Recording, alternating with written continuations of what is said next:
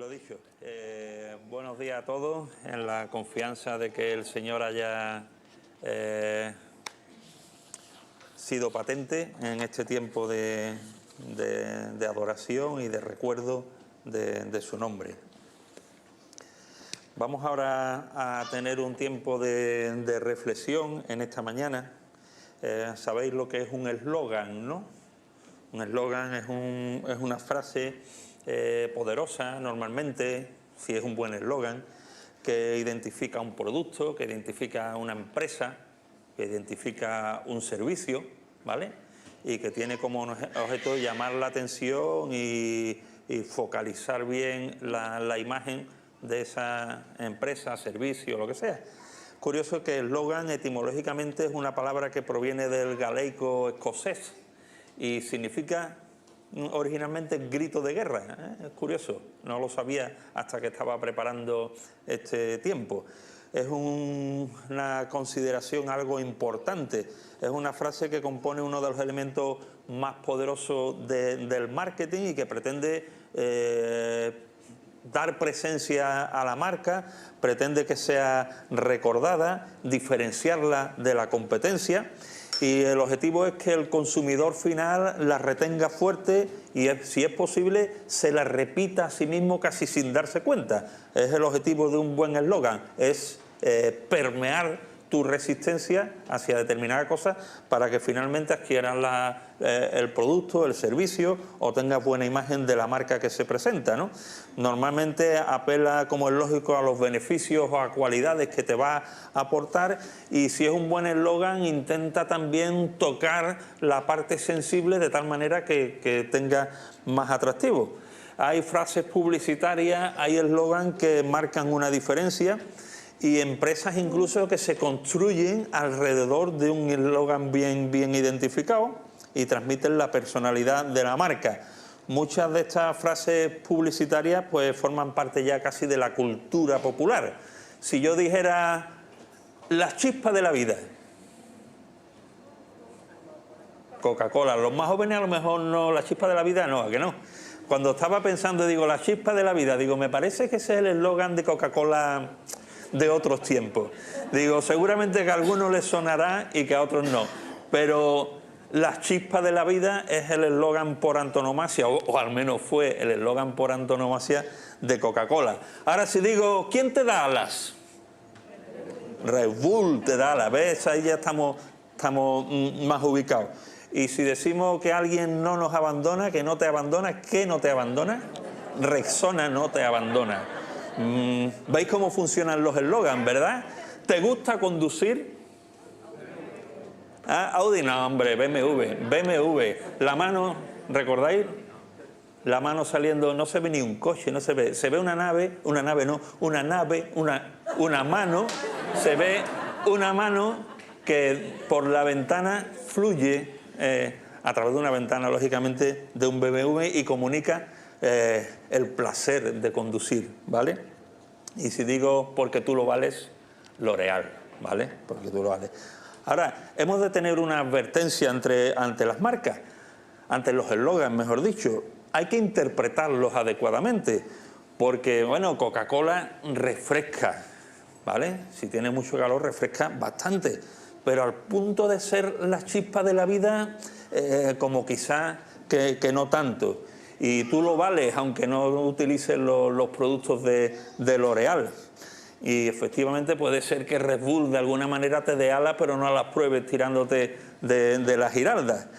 No podemos tomarnos los eslóganes tal cual, hay que interpretarlos correctamente para que sean de utilidad y no se nos vuelvan en contra. ¿Va esto de marketing? No. A veces reconvertimos algunos textos bíblicos en eslóganes cristianos. Por eso el título de la reflexión que os quería compartir es cuidado con los eslóganes. Cuidado con los eslóganes. Especialmente cuidado con los eslóganes bíblicos / cristianos. Que nadie se ofenda con lo que voy a decir, permitirme que me vaya explicando en el tiempo, dadme unos minutos por delante. No se trata de faltar al respeto a ningún principio ni texto bíblico, sino la necesaria consideración de que a veces no nos acercamos a ello adecuadamente. Si yo digo, cree en el Señor Jesucristo y serás salvo tú y tu casa, ¿veis? Y diréis, esto es un sacrilegio. Es un versículo bíblico. Cree en el Señor Jesucristo y serás salvo tú y tu casa. No es un eslogan comercial, ¿vale? Depende cómo interpretemos el texto. ¿Comunica este texto la realidad de la salvación hereditaria y transgeneracional? Así se ha interpretado o se interpreta muchas veces. No vamos a entrar en el detalle de la consideración del texto, solo vamos a hacer alguna pregunta. ¿Es este texto un principio de aplicación personal para todos en todo tiempo y en todo lugar? ¿O fue una promesa específica para el carcelero de Filipo? No entramos en responder, solo planteamos la sombra de la duda. También decimos, Dios es amor. Efectivamente, Dios es amor. Pero bajo la interpretación de esta expresión como un eslogan bíblico cristiano, bajo la premisa de Dios es amor, se justifica o se pretende justificar cualquier conducta que se sustente en la realidad del amor. Si Dios es amor, no puede ir en contra de ninguna manifestación de amor, porque iría en contra de la esencia de su naturaleza. ¿Me explico? Bajo este principio, en la era o en la época de los 60, la inspiración del lema hippie de los 60 era haz el amor, no la guerra, y cuenta con el beneplácito de Dios para ello. ¿Dónde se encuentra aquí entonces el equilibrio necesario entre los diferentes atributos de Dios? O quizá ya no es este un eslogan que tenga un refrendo como un versículo bíblico específico, pero se dice, hay poder en el nombre de Jesús. Y a grito de, en el nombre de Jesús, ¿qué vemos por ahí? Barbaridades, porque se toma como eslogan. Y así podríamos seguir en un sinfín de ejemplos similares que hacen reducir la palabra de Dios a una colección de eslóganes, de lemas, de meros amuletos. Y este es uno de los usos más perniciosos que podemos dar a las Escrituras. Frases bíblicas a las que hacemos decir lo que no dice. A veces lo contrario a lo que no dice, a lo que dicen. Y las convertimos en auténticos fetiches, ¿vale? Y eso trae graves consecuencias. Construimos estos eslóganes cristianos en base de una peculiaridad metodología interpretativa, lo que se ha denominado por Derek Dick, entre otros, teología del ejemplo. Y este es el principio de la teología del ejemplo y de la que hace que convirtamos algunos principios o textos bíblicos en meros eslóganes vacíos de contenido y errados.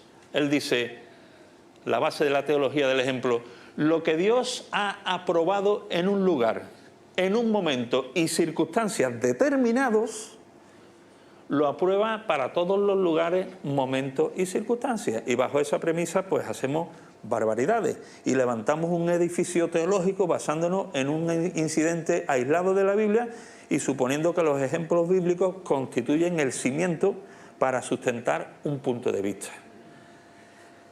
Esta, os propongo, es la práctica habitual de nuestra aproximación a las Escrituras, coger las cosas tal cual y aplicarlas de esta manera. Es la práctica de la descontextualización. Se aísla un texto de su contexto y el texto pierde su sentido original y nos aparta de la revelación real de Dios. Así que es necesario, es indispensable una lectura contextual y fuera de la teología del ejemplo para profundizar en el auténtico contenido de la Escritura. Vamos a acercarnos a uno de los eslóganes bíblicos en esta mañana. Pero vamos a hacerlo matando dos pájaros de un tiro, ¿vale? En primer lugar, mostrar cómo evitar caer en la teología del ejemplo o la descontextualización, por una parte, y hacerlo a través de la meditación en un texto que con frecuencia tratamos como eslogan. El contenido va a ser 3 pasos. El texto como eslogan, es decir, el error en la interpretación del mismo, el contexto inmediato a ese texto como fuente que arroja luz en la interpretación correcta y no eslogánicamente, Y en tercer lugar, el contexto extendido como mensaje final del texto. Si yo dijere a los que a Dios aman, eso vamos a ver, ¿vale? Ese es el eslogan, en principio, al que nos vamos a acercar.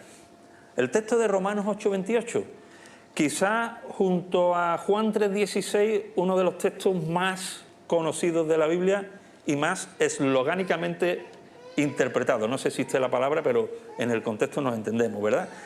¿Qué dice Romanos 8:28? Sabemos que los que aman a Dios, todas las cosas les ayudan a bien. Esto es, a los que conforme a su propósito son llamados. Uno de nuestros textos de refugio, ¿verdad? Por excelencia quizá el texto de refugio. Pero os propongo que es uno de los textos más peligrosos de la Escritura, cuando lo tratamos como mero eslogan, ¿vale? Interpretándolo bajo un marco descontextualizado, el marco de la teología del ejemplo. Cuando nos acercamos a este texto de esta manera, aplicándolo como eslogan, llegamos lícitamente a decir: a los que a Dios aman, todas las cosas ayudan a bien. No tengo trabajo. La ayuda a bien, según este texto, según la promesa de este texto, es que la ayuda del Señor se va a manifestar para mi bien, proporcionándome un nuevo y mejor trabajo, ¿vale? ¿Podemos sacar legítimamente la aplicación? A los que a Dios aman, todas las cosas ayudan bien. Si me he quedado parado, es porque voy a tener un mejor trabajo. Si estoy enfermo, el Señor me ayudará a bien. ¿Cómo? ¿Cuál es el bien si estoy enfermo? Proveyendo salud, no hay otra, ¿verdad? La provisión de la salud es mi mayor bien. Si hay graves problemas en el ámbito de la familia, la acción para bien del Señor ha de ser ¿cuál? La resolución de los problemas que tengo en el seno de la familia.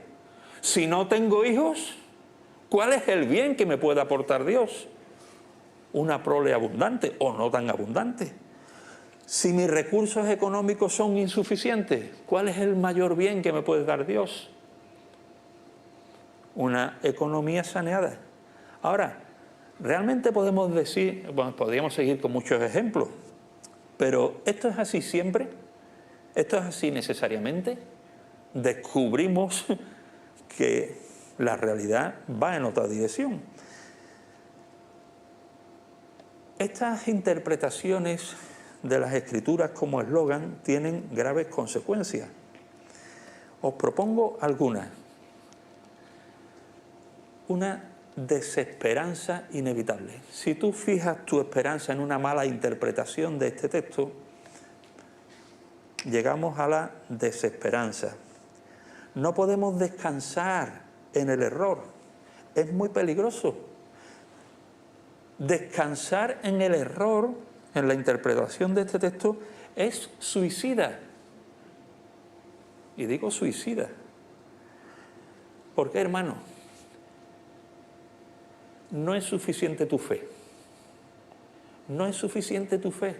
No es suficiente que tú pongas tu fe en este texto o en otros. Es necesario que el sujeto, el objeto, mejor dicho, de tu fe sea la verdad. Una fe que no se sustenta en la verdad es suicida. Ahí hay un taburete. Yo puedo depositar toda mi fe en la estabilidad y la consistencia de este sillón.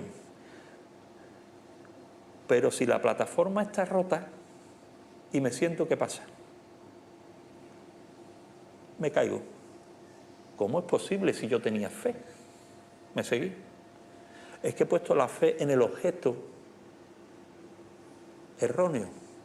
Es que había puesto la fe en algo que no era verdad. ¿Me seguís? La fe no vale de nada si la verdad que la sustenta no es la verdad absoluta. Depositar mi fe en la mentira, por tanto, me lleva al abismo. ¿De qué vale, por ejemplo, depositar mi fe en el poder de una imagen de barro, madera, oro o plata. Todos decimos, no vale de nada, ¿verdad? ¿Por qué? Porque no creemos en este asunto. Pero creo que es igualmente desesperanzador depositar nuestra fe en un texto bíblico que hemos tomado como un eslogan vacío de contenido. Aplicar este texto que estamos teniendo por delante a modo de eslogan, ¿sabéis a qué nos lleva? A una falsa esperanza. Y una falsa esperanza conduce inexorablemente a una desesperanza. Y es triste, ¿verdad?, cuando depositamos nuestra esperanza en algo que después nos desespera. En segundo lugar, una vez que perdemos la esperanza, ¿sabe qué suele venir? Decepción. Me siento decepcionado. Siento una dolorosa decepción. ¿Qué ha pasado? Si yo había puesto toda mi fe. Os sonará Stalin, ¿verdad? Este revolucionario ruso. Él decía una frase interesante: la verdad es testaruda y se abre paso como el agua, lenta, constante e inexorablemente. Nos chocamos definitivamente con la verdad.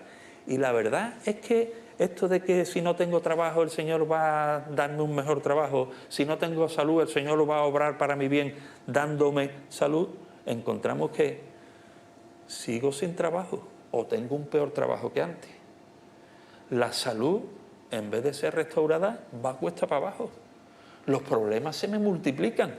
¿Dónde está el Dios de a los que aman a Dios todas las cosas les ayudan a bien? No tengo esperanza ya en esta verdad que yo me he inventado. Me siento desilusionado.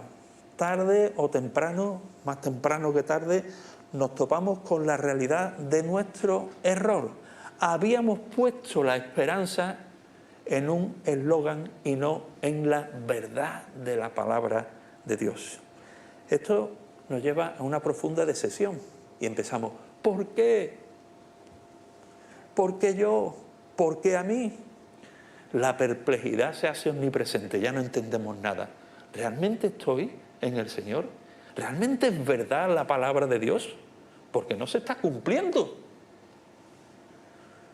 El miedo, la duda y la ansiedad toman el control, el horizonte se vuelve oscuro, ya no hay certezas. Si no me puedo fiar de los que aman a Dios, todas las cosas ayudan a bien, ¿de qué me fío? Solo queda profunda decepción. Y a esto le sucede la decepción final. Me voy. Los que lleváis muchos años en el contexto de las iglesias, habéis puesto nombre a esto, seguramente.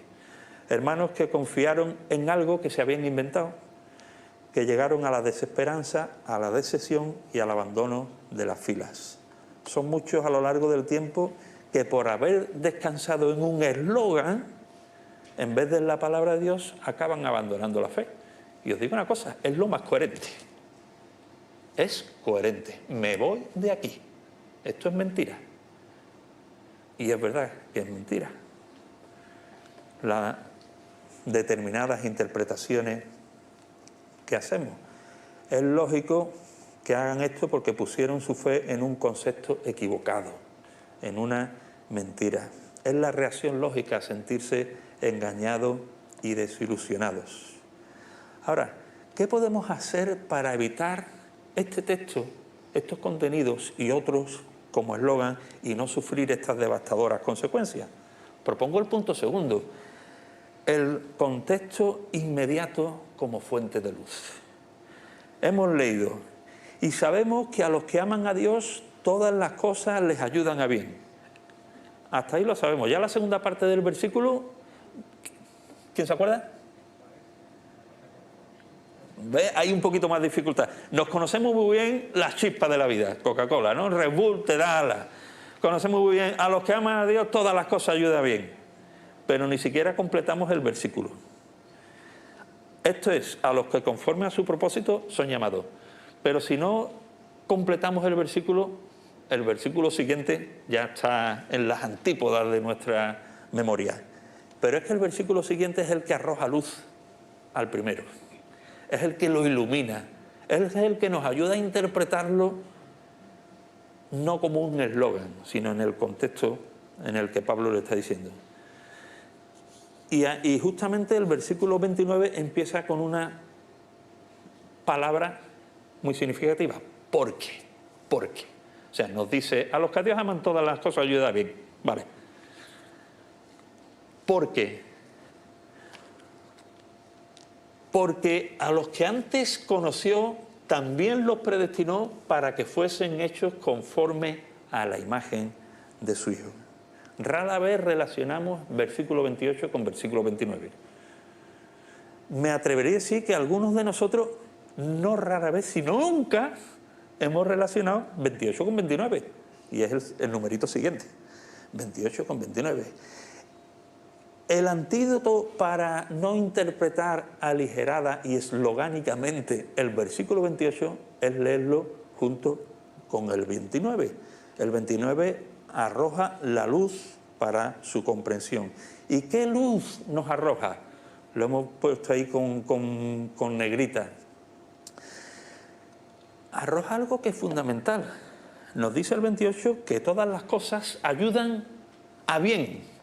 El 29 nos dice o identifica cuál es el bien. No es más dinero, no es más salud, no es mejor trabajo. El 29 nos dice que nuestro mayor bien, lo que mejor te puede y me puede pasar en la vida, es ser conformados a la imagen de Cristo. Eso de salud, dinero y amor, dice la canción de no sé quién. Salud, dinero y amor, 3 cosas hay en la vida, ¿no? O algo así era. No es nuestro mayor bien. Lo mejor que nos puede pasar en la vida no es el éxito laboral, familiar, personal. Lo mejor que te puede pasar en la vida es que tú vayas siendo transformado a la imagen de Cristo.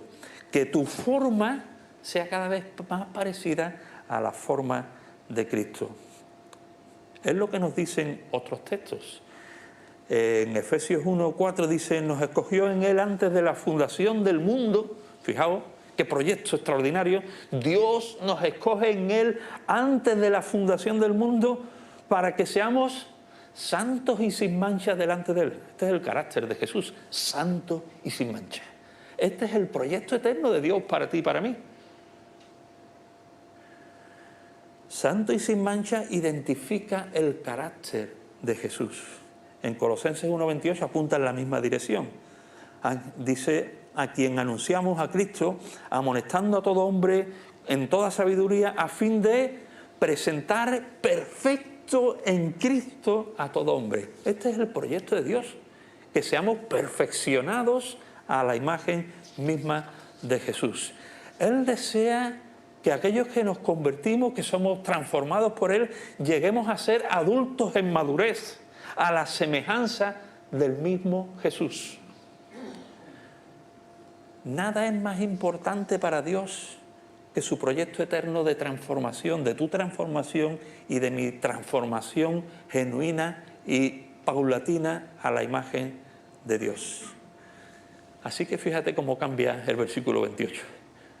Dios te está mirando, me está mirando y hace que todo lo que ocurre en nuestra vida, como decía Antonio, lo bueno y lo malo, confluyan en una dirección. Y es nuestro mayor bien, ser transformado a la imagen de Cristo. Y para ser posible este nuestro mayor bien, es probable que el Señor tenga que traer a nuestra vida cosas que no queremos. Paro, escasez, enfermedad, problemas familiares, muerte, para hacer surgir de nosotros la imagen de Cristo que está reprimida. Algunos habéis estado en Florencia, en la Galería de los Esclavos, ¿verdad? Yo creo que sí, que en algunos casos algunos habéis estado. Ahí en esa Galería de los Esclavos, al fondo de la misma, emerge de una manera Yo no he estado, ¿eh? Lo cuento como si hubiera estado, pero no he estado. Pero me emociona solo de visualizarlo. La imagen al fondo ahí de la galería, esta primera, una imagen de Miguel Ángel, el David de Miguel Ángel, más de 5 metros. Ahí veis las cabecitas de la gente abajo, que está en el pedestal, pero más de 5 metros de una imponente imagen perfecta en detalle. Es considerada una de las esculturas mejores de todos los tiempos, ¿no? Es impresionante.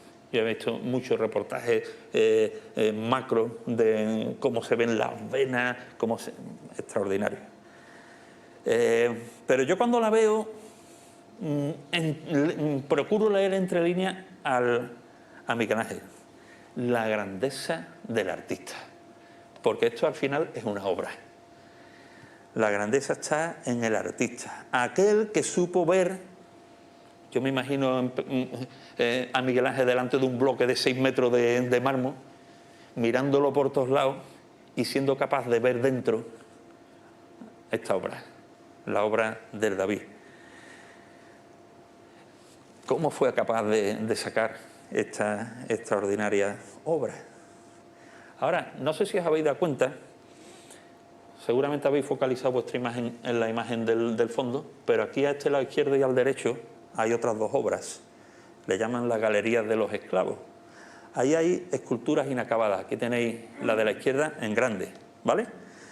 Esculturas inacabadas, que son de mucho valor para los estudiantes, porque ven la dinámica de trabajo del artista, de Miguel Ángel, cómo iba sacando a relucir la pieza que tenía en la cabeza del mármol. Eran obras inacabadas, algunos que la han visto de cerca dicen que comunica una especie de lucha interna de la figura que trata de escaparse del mármol, pero está ahí aprisionada como esclava en él. Y ahí, si lo veis, pues se notan los golpes, a veces más rudos, otros menos, del cincel, del martillo, y se esboza ya de alguna manera la gloriosa obra final que va a salir cuando consiga liberarse del mármol. Es curiosa la idea, ¿verdad? Pero el trabajo queda inconcluso. Hermano, Dios en su misericordia no nos quiere dejar y no nos va a dejar a medias, esclavos permanentes de nuestra vida, de nuestra carne, de nuestro carácter. En palabras de Job, Dios acabará lo que ha determinado de cada uno de nosotros. No quiere galería de esclavos a medio terminar. Dios no quiere eso. Dios quiere Davises, ¿vale? Obras terminadas y completas. No quiere galería de esclavas, no quiere obras a medio terminar. Quiere liberar en ti y en mí la imagen escondida de Cristo que habita en ti por medio del Espíritu Santo. Quiere transformarte a la imagen majestuosa de su Hijo Jesucristo. No le importa que sufras paro, entre comillas, permitirme. No le importa que tengas periodos de enfermedad. No le importa la muerte a tu alrededor ni tu propia muerte. Quiere que tú manifiestes la gloria de su propio Hijo. ¿Para qué? Para que luzcamos belleza y majestad. No, para que su gloria sea manifiesta. Hermano, no nos equivoquemos. Este es nuestro mayor y preciado bien. Y como decía antes, a veces va a requerir de cinceladas dolorosas que vaya quitando lo que estorba, la porquería, el mármol que no contribuye a la imagen final. ¿Cómo se traduce esto? ¿En qué consiste esta transformación? Pues transformando nuestro carácter, implementando en nosotros el carácter de Cristo. Pablo dice, con Cristo estoy juntamente crucificado, ya no vivo yo, mas vive Cristo en mí. Este es el Pablo transformado. Que tú y yo dejemos de manifestar nuestro carácter para que sea el carácter de Dios el que se manifieste. Como Juan el Bautista decía, es necesario que yo mengüe y que tú crezcas. Es necesario que cada vez seamos menos, di tu nombre, Ezequiel, Gabriel, Samuel, y que sea el carácter de Jesús a través del fruto del Espíritu el que los demás vean y digan: no me lo puedo creer, si yo conocía a Javi y este es otro. No para glorificar a Javi, sino para glorificar a aquel que ha reconvertido, transformado, esculpido a Javi, a Gabriel, a Samuel, a la imagen de Jesús.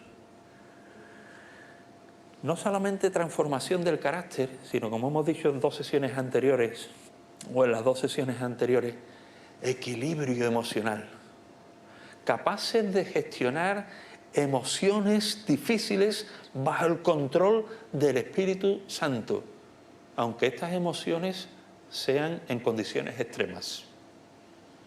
No tan solamente transformación de carácter, sino equilibrio interior emocional. Primera de Pedro dice: ¿qué gloria es si pecando sois abofeteados y lo soportáis? Una situación mala, ¿verdad?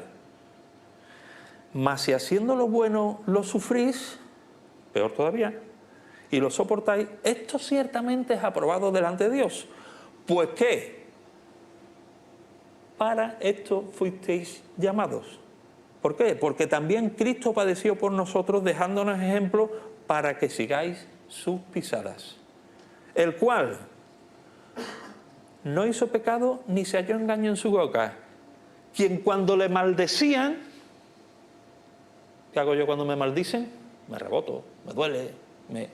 Pues cuando le maldecían, Jesús, en una manifestación de equilibrio emocional perfecto, cuando le maldecían, no respondía con maldición. Cuando padecía, no amenazaba, sino que encomendaba la causa al que juzga justamente.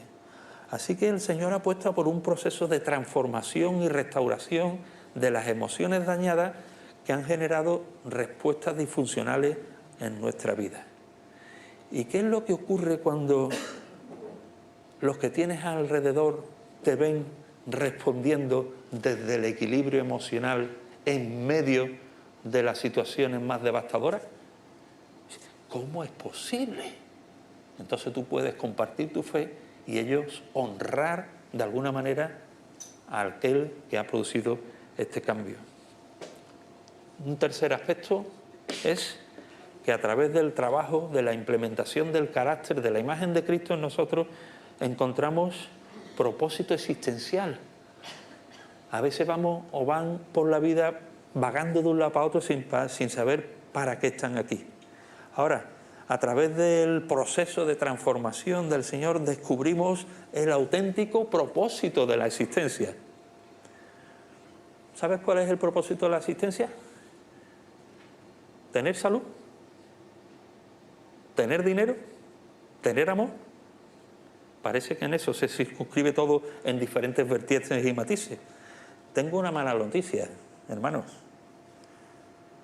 El último objetivo, propósito de tu vida no es que seas feliz. El propósito que Dios tiene para ti no es hacerte feliz. A mí me gustaría. Es cumplir su propósito más elevado en ti. Mira, propósito existencial. Cuando el apóstol Pablo se despide y firma su testamento vital, las últimas palabras, le dice a Timoteo: pero tú, sé sobrio en todo, soporta las aflicciones, haz obra de evangelista, cumple tu ministerio, cumple tu ministerio. Y ahora él dice: porque yo ya estoy para ser sacrificado, el tiempo de mi partida está cercano, me voy a morir ya mismo. Pero ¿cómo resume su vida? He peleado la buena batalla, he acabado la carrera, he guardado la fe. Por lo demás, me está guardada la corona de justicia. Hermano, Dios tiene un plan único para tu vida. Y este ha de ser el propósito de tu existencia. Como Pablo decía a Timoteo, cumple tu ministerio. Encuentra cuál es el lugar que Dios tenía para ti, diseñado única y expresamente para ti, y vive para ello. Y esto hará, en última instancia, que tenga prioridades ordenadas, cada cosa en su sitio. Nuestro dinero, nuestra salud, nuestro tiempo, nuestras capacidades, nuestras relaciones no son nuestros, no son para nosotros, no son nuestro bien. No se trata de ti, no se trata de mí, se trata de Él. Y han de ser todas estas prioridades reenfocadas en Él. A este contexto extendido que estamos considerando le sucede, a este contexto inmediato le sucede el contexto extendido, más amplio, como mensaje final y definitivo. Allí las palabras de Pablo, cuando escribe la epístola a los Efesios, capítulo 1, versículos 13 y 14, dice lo siguiente: en Él, en Cristo, también vosotros, habiendo oído la palabra de verdad, el evangelio de vuestra salvación, y habiendo creído en Él, fuisteis sellados por el Espíritu Santo de la promesa, que es las arras de nuestra herencia, hasta la redención de la posesión adquirida, para alabanza de su gloria. Fijaos qué interesante el proceso, la dinámica del proceso. Vosotros habéis oído la palabra. Vosotros habéis creído la palabra. Vosotros habéis sido sellados con el Espíritu Santo. Y decimos, acabamos y fueron felices y comieron perdices. ¿No? El fin de la película no es que hayamos oído, creído y hayamos sido sellados por el Espíritu Santo. El fin de la película es que todo esto concluye no en tu bien ni en mi bien, según lo entendemos nosotros, sino en la alabanza de su gloria. El contexto extendido en la interpretación de Romanos 8, 28 y 29 es que todo confluye en algo superior a ti y a mí, en la mayor gloria de Dios, que humanamente interpretamos las cosas. Nos creemos el centro del universo, el ojito derecho de Dios, permitidme, ¿no? Que nos va a librar, encapsular, proteger hasta de la brisa marina. El proyecto de Dios es que se manifieste su gloria en la mayor medida posible a través tuya y a través mía. En este mismo libro de Efesios, en el mismo capítulo, el versículo anterior dice: a fin de que seamos para alabanza de su gloria. No es a fin de que seamos bienaventurados y tal. Y unos versículos antes, el versículo 6 añade un matiz adicional: para alabanza de la gloria de su gracia. Ese es el proyecto. Ese es el proyecto que nos comunica el contexto extendido, y este es el mensaje final. El objeto último de la cruz, hermano, tú no eres el centro de la cruz. El objeto primario y último de la cruz no es tu salvación. No vales tanto para que el Hijo de Dios muera. No valgo tanto. La cruz es el medio para poner de manifiesto la mayor gloria de la gracia de Dios. El objeto de tu vida, el objeto de mi vida, no es ser felices, no es que las cosas nos vayan bien a la usanza de la sociedad, es vivir por y para la mayor gloria de Dios. Si no, andamos desenfocados.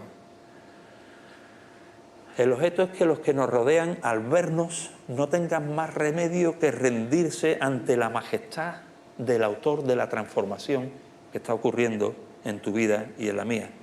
El objeto es que puedan ver en ti y en mí a un Cristo que va apareciendo entre las dificultades de nuestra vieja naturaleza aún caída. El objeto es que vean en tu carácter, en tu equilibrio emocional, en el propósito de tu vida, en el orden de prioridades, algo que glorifica y honre a Dios. ¿Sabes una cosa? Podemos vivir y honrar a Dios como Davises, seguir la ilustración, ¿verdad? O como esclavos.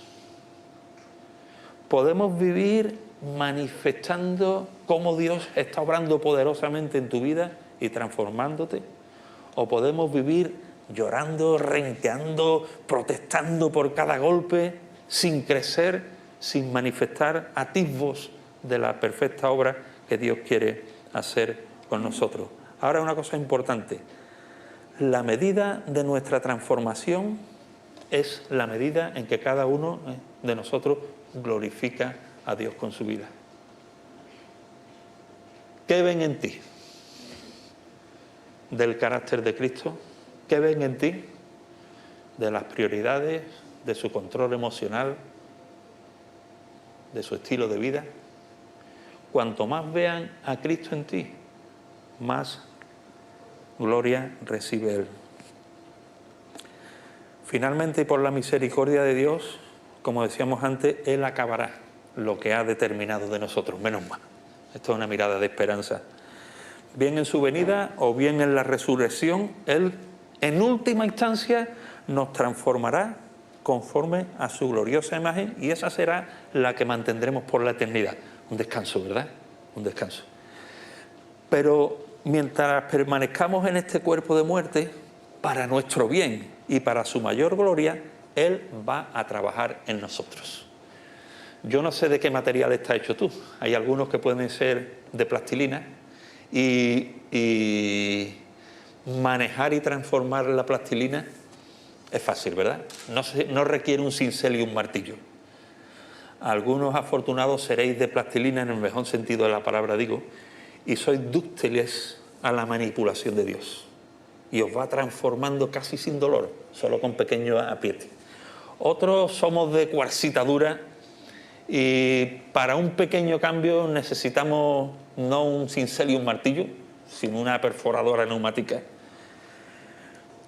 ¿Quién eres? ¿Cómo de dúctil eres al trabajo de Dios en tu vida? El Señor está empeñado en trabajar en ti y en mí concienzudamente, liberándonos de nuestro yo caído que nos esclaviza, haciendo brotar progresivamente al Cristo que llevamos nuestro en la persona del Espíritu Santo. Hermano, te animo a dejar de confiar en eslóganes que nos inducen al error. Y efectivamente, a los que a Dios aman, todas las cosas ayudan bien. Pero os propongo una especie de paráfrasis. A los que a Dios aman, todas las cosas les ayudan a ser transformados a la imagen de Cristo, para la mayor gloria de la gracia de Dios. Que esta verdad, hermano, nos aliente y nos fortalezca, porque esta es la verdad. Y cuando lleguen golpes de cincel, con esta verdad de fondo lo resistiremos, porque entenderemos que Dios pretende quitar lo que sobra, que está pretendiendo liberarnos de la esclavitud de nuestra carne, que confiemos en el escultor divino y que esta confianza nos impulse a abandonarnos en sus manos, a no ser rebeldes, a no llorar tanto, a descansar en su soberanía, sin resistencias, en las manos del Maestro. ¿Sabe por qué? Porque el Maestro sabe lo que quiere. O sea, como Miguel Ángel veía en ese bloque deforme, gigantesco de mármol, estaba viendo que dentro había un David. El Maestro, nuestro Maestro, está viendo que dentro de tuya habita el Espíritu Santo, y que a través de la manifestación del Espíritu Santo tú puedes manifestar a Cristo. Él sabe lo que quiere hacer contigo. Él sabe lo que quiere hacer a través tuya. Y no solo lo sabe, sino que tiene los recursos. Porque si lo supiera, no sería suficiente. Tiene los recursos y busca tu mayor y mi mejor bien, que es ser conformados a la imagen de Cristo para la mayor gloria de la gracia de Dios. Que el Señor nos ayude a seguir reflexionando en estas verdades que no son eslóganes, y que esto nos aliente para cuando lleguen los momentos de cincel, de dolor, de dificultad, tomamos conciencia que todo esto es para bien. No entiendo cuál es el bien, pero confío en el Maestro, ¿vale? Señor, queremos darte gracias porque no dejas de sorprendernos con tus proyectos eternos para con nosotros. Gracias, Señor, porque te has propuesto sacar de nosotros lo mejor, y lo mejor es sacar de nosotros el carácter de tu propio Hijo, Padre. Porque te has propuesto, Señor, que sea el Espíritu Santo a través nuestro, Señor, quien refleje tu gloria y tu majestad, Señor. De tal manera que el brillo de tu gloria, de tu majestad reflejado a través de nosotros, pueda ser para testimonio también de los que no te conocen, Padre. Queremos darte gracias por estas cosas, a la vez que rogarte, Señor, que tú nos ayudes a seguir reflexionando en esta verdad, Señor, y creciendo en ella. Te lo rogamos, Padre, en el nombre de tu Hijo Jesucristo. Amén. Bueno, y cambiando de...